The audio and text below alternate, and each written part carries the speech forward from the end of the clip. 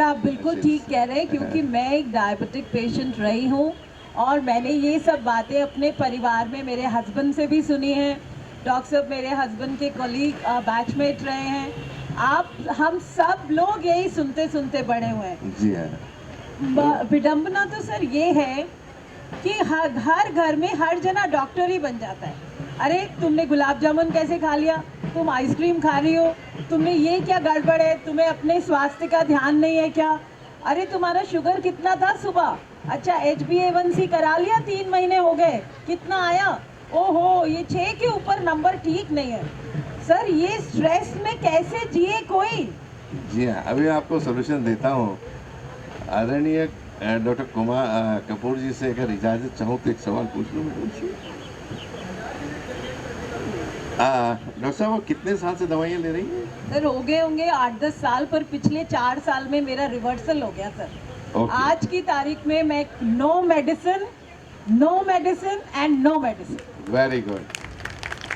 Doctor साहब के लिए एक तालियां हो जाए जम के, ताकि लोगों को इनसे इंस्पिरेशन मिले। कैसे किया आपने? सर ये क्या हो गया कि जब कोरोना शुरू हुआ ना, मैं थोड़ा ज़्यादा YouTube देखती थी। आपको भी मैंने देखा, एक पुणे के डॉक्टर प्रमोद त्रिपाठी थे, उन्होंने कहा कि साहब आप ऐसा करो, थोड़ा खान पान में बदलाव लाओ, थोड़ा एक्सरसाइज ऐसे ऐसे करो। तो मेरे हस्बैंड ने बोला अगर इसके हिसाब से चलना है तो हमारी दवाइयाँ लेने से ये बहुत बेहतर है। और मैंने लगभग 6-8 महीने फॉलो करा। मेरा जो HbA1c 11.6 होता था, आज 5.4 है। मैंने परसों ही कराया सर। तो वो प्रक्रिया एक रही। बाकी जो आपसे मैंने सीखा और समझना चाहती हूँ, जो टेस्ट आप कराते हैं वो क्यों नहीं कराते हैं, ये भी मैं जानना चाहूँगी, वो भी बताइए। जी हाँ, जी हाँ। मेरा सवाल आप लोगों से एक रहेगा कि आपने ऐसा कोई पेशेंट देखा जिसका टाइफाइड हुआ और ठीक नहीं हुआ हो? ठीक होते हैं ना टाइफाइड के पेशेंट। मलेरिया ठीक होता है, टीबी 6 महीने में ख़त्म हो जाती, पोलियो जड़ से गायब हो गया। जब इतनी सारी चीज़ें ठीक हो सकती तो डायबिटीज़ के बारे में भाई हमारी दुश्मनी क्यों है? हम तो कहते हैं by 2025 India is going to be diabetic capital of the world. आज हाईएस्ट जो लोग हैं हमारे घर में, हर परिवार में कोई ना कोई उससे ग्रसित है। तो यहाँ पे जो मेरी बात सुन रहे हैं या डॉक्टर कपूर जी से मैं माफ़ी चाहूँगा। नहीं, माफ़ी मांगना ज़रूरी है। शायद मेरे कुछ शब्द किसी के दिल में लग जाए और बुरा न लगे, इसे सब लोगों से मैं माफ़ी चाहूँगा।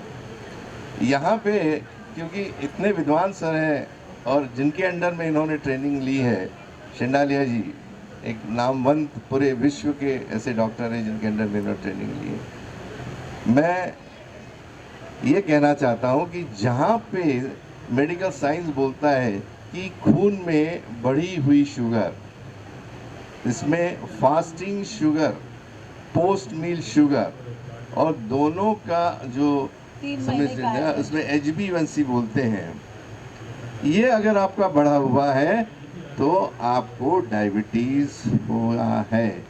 सही है या गलत है? बस यही बताया जाता है। यही सुना आप लोगों ने? किन लोगों ने सुना? हाथ उठाएं। करीब करीब सभी लोगों ने सुना। यही थोड़ा सा विरोधाभास है कि विडंबना है। मैं शायद एकमेव इंसान हूँगा इस पृथ्वी पे जो कह रहा है कि खून में बढ़ी हुई शुगर, फास्टिंग, पोस्ट मील और HbA1c को डायबिटीज न समझे। बहुत बड़ी विडंबना है। सही है ना सर? आपने जो कहा वो तो बहुत ही बड़ा डिबेट है। ये जो टीवी चैनल्स पे मैं डिबेट पॉलिटिकल देखती हूँ, उससे भी ज्यादा बड़ा डिबेट मुझे लग रहा है। तो मैं डॉक्टर कपूर के जरूर व्यूज लेने वाली हूँ। हाँ, ये तीनों चीजें अगर गड़बड़ है और हम कह रहे कि डायबिटीज है ही नहीं, तो सर ये कैसे संभव? चलिए 2 मिनट में बताता हूँ इसके बारे में। कि देखिए, सबसे पहले जब पेशेंट्स हमारे पास आता है किसी भी डॉक्टर के पास, तो सबसे पहले वो बोलता है कि भाई आपके बॉडी में इंसुलिन नहीं बन रही है। सही है? इंसुलिन नहीं बन रहा है। नहीं बन रही है। दूसरा, आपका पेंक्रियास काम नहीं कर रहा है। जी जी। भाई हमने, अपने डॉक्टर ने बोला, हमने सुन लिया, हाँ लेकिन जब आपको टेम्परेचर आता है तो सबसे पहले एक टेम्परेचर देखने के बाद में आपको टेस्ट करानी पड़ती है कि वो बुखार टाइफाइड का है, मलेरिया का है या टीबी का है, दूसरी टेस्ट, और स्पेसिफिक एंटीबायोटिक देके स्टिपुलेटेड टाइम में उसकी टीबी खत्म हो जाती है, टाइफाइड का अलग होता है, मलेरिया खत्म हो जाता है। सर, दोबारा हमारा यही बात सामने आ रही है, हर बीमारी का हम यहाँ नाम ले रहे हैं और उसका इलाज है, हाँ। ठीक होता है। डायबिटीज की बात करते हैं तो कहते हैं ये इसके साथ तो जीना ही पड़ेगा, ये तो जी हाँ। आपके साथ ही जाएगी। जी हाँ। तो सर, एक मैं अनाउंसमेंट करना चाहूंगी, जी हाँ। मेरा रिक्वेस्ट है, ऑर्गेनाइजर्स अगर सुन रहे हैं फ्रंट स्टेज के लिए, a humble request, kind attention. यहाँ पे बहुत सारा क्राउड है लेकिन चेयर्स नहीं है। Can we organise some chairs for the front stage? Many people are standing. Can we organise some chairs for the front stage please? Thank you very much sir, please continue. चलिए, तो देखिए, हमने बिना test के मान लिया।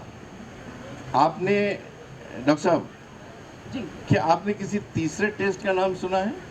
Sir, मैंने तो सुना है लेकिन मैंने कराया कभी नहीं। हाँ। हाल ही में जब आपके, मैं कुछ YouTube चैनल्स देख रही थी तो मैंने अपने हस्बैंड से डिस्कस किया कि ये सी पेप्टाइड कुछ होता है और ये बीटा सेल्स वगैरह का जिंदा मरे, क्या कहानी है। हाँ। तो वो बहुत ज़ोर से हंसे, कहते हम पढ़ते तो ये सब है लेकिन इसके बारे में कोई टेस्ट कराते नहीं है। कराते नहीं, बस यही विरोधाभास है। हमारे यहाँ जो 3 प्रचलित टेस्ट हैं, फास्टिंग, पोस्ट मील और HbA1c, ये डायबिटीज़ की अधूरे जांचें हैं। फिर पूरी क्या है? जब अगर हमें बोला जाता है कि हमारे बॉडी में इंसुलिन नहीं बन रही, तो उसके लिए कुछ एडिशनल टेस्ट हैं जिसके बारे में आज मैं चर्चा करूँगा। जैसे आप फास्टिंग शुगर देखते हैं, वैसे ही आपको ब्लड में आपकी फास्टिंग सीरम इंसुलिन देखा जाता है कि आपके बॉडी में कितनी इंसुलिन बन रही है, फर्स्ट। सेकेंड, उसमें देखा जाता है एक सी पेप्टाइड। सी पेप्टाइड एक ऐसी चीज है, जब हमारे बॉडी में इंसुलिन बनती है उसको हम प्रो इंसुलिन बोलते हैं, वो नॉन एक्टिव होता है, लेकिन जब उसको एक्टिव करना हो तो वो उसकी जो चेन होती है भी ब्रेक होती है, और सी पेप्टाइड जो है आपके ब्लड में पाया जाता है।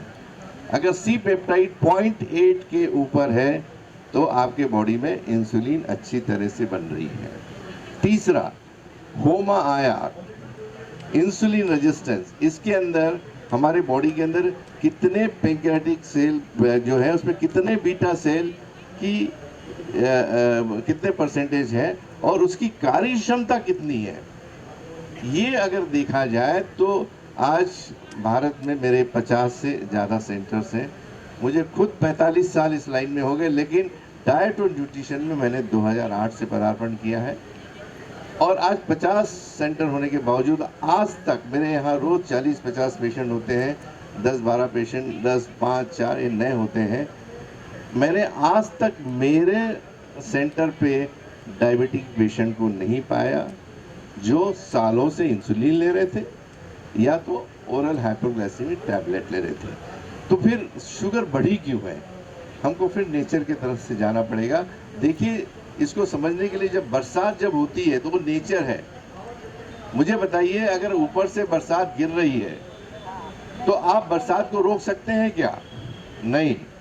लेकिन अगर बरसात नीचे जमा हो जाए पानी, तो जो एग्जिट पॉइंट होता है वहाँ पे थोड़ा सा आप कचरा निकाल दीजिए, पानी सब बह जाता है। ये नेचर है, वहाँ पे नेचर नीचे आके कुछ नहीं करने वाला। वैसे ही शक्कर जो है, शुगर की जो बात कर रहे हैं, ये हमारा दुश्मन नहीं है दोस्तों, दुश्मन नहीं है। ये शुगर में तो हमारी पूरी ज़िंदगी चल रही है, हमारे लिए फ्यूल है। वो हमारी जो एनर्जी चल रही, मेटाबॉलिक जो एक्टिविटी है, उसके लिए जो फ्यूल का काम, जैसे पेट्रोल गाड़ी के लिए काम करता है, वैसे हमारे शरीर में वो एक फ्यूल की तरह काम करता है, एक एनर्जी पैदा कर रहा है। तो फिर उसको दुश्मन कैसे पाए हम लोग? तो आपके वो तो बनेगी ही, लेकिन हो क्या रहा है, जितनी शुगर आपके बॉडी में बन रही है उतनी यूटिलाइज नहीं हो रही है सेलुलर लेवल के ऊपर। समझ जाइए, अगर 100 यूनिट बन रही है शुगर की तो 80 आपकी एब्जॉर्ब हो रही है, 20% नहीं हो रही है। तो क्या होगा वो? फीडबैक मारेगा और ब्लड के अंदर 100 की जगह 120 हो गई, आपने खाना खाया फिर 150-60 हो गई, आपने इसको डायबिटीज बोल दिया। तो तो सर, प्रॉब्लम प्रश्न यहीं पर आता है कि अगर मेरे ब्लड में शुगर 120 के ऊपर हो गई, 140 हो गई, 180 हुई, मैंने अभी वहाँ कोने पे नपाया, तो मुझे क्या करना चाहिए? मैं तो डर जाती हूँ, तुरंत से घबराहट हो जाती उसी है। बात पे आ रहा हूँ कि जो शुगर बन रही अगर उसका 100% इस्तेमाल होने लगे तो शायद शुगर आपको मिलेगी नहीं। तो इसका कारण है हमारे बॉडी के अंदर मोर देन 100 ट्रिलियन सेल्स हैं। यानी अगर हम जयपुर से लेके अजमेर तक जितनी बिल्डिंगों की अगर ईंटें इकट्ठा कर लें और मैं सोचूं कि मुझे कपूर साहब की एक बॉडी बनाना है, बना तो मैं नहीं बना पाऊंगा कि इतने सूक्ष्म इतने माइक्रो में होते हैं वो। और एक सेल के अंदर 10,000 इंसुलिन रिसेप्टर होते हैं जो शुगर को अंदर लेते हैं। अब ये किसी कारण से वो आपके पूरी तरह खुले नहीं है, उसमें स्वेलिंग आ गई है जिसके कारण शुगर अंदर नहीं जा रही तो आपको बढ़ी हुई आ रही है। तो उसका कारण क्या है? तो उसका कारण बहुत सिंपल है, आपका खाने का तेल। जो भारत में कोई इसके बारे में बात नहीं करना चाहता है। ये जो तेल हमारा घर का होता है, जब हम देखिएगा बचपन से देखते हैं गर्म करते हैं तो उसमें धुआं आता है, हम बचपन से देख रहे हैं।